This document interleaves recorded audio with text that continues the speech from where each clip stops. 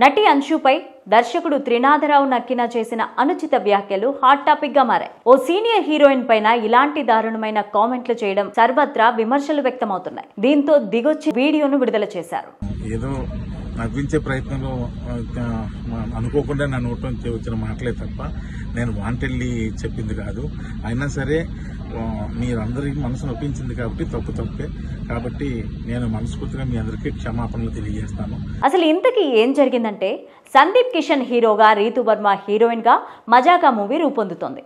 ఇందులో రాబు రమేష్, అంశు కీలక పాత్రలు పోషిస్తున్నారు. ఈ మూవీకి త్రినాథరావు నక్కిన దర్శకత్వం వహిస్తున్నారు. అయితే ఈ మూవీ టీజర్ ఈవెంట్ జనవరి 12న హైదరాబాద్ లో జరిగింది. ఈ సందర్భంగా త్రినాథరావు చేసిన కామెంట్స్ హాట్ టాపిక్ గా మారాయి. మన్మధుడి సినిమా చూసి ఏందిరా ఈ అమ్మాయి లడ్డులా ఉందని అనుకునేవాళ్ళు.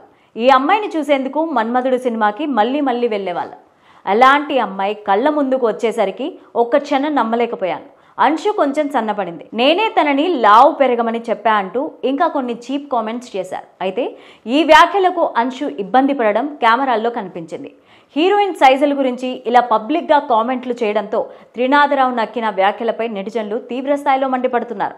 మరోవైపు హీరోయిన్ అంశుపై త్రినాథరావు చేసిన వ్యాఖ్యలపై మహిళా commission chairman Nerella Sharada serious అయ్యారు. అనుచిత వ్యాఖ్యలు చేసిన త్రినాథరావుకు త్వరలోనే నోటీసులు జారీ చేస్తామని ప్రకటించారు. దీంతో అంశుతో పాటు తన మాటలకు బాధపడ్డ మహిళలందరికీ క్షమాపణలు చెబుతూ ఓ వీడియోను విడుదల చేశారు దర్శకుడు త్రినాథ్.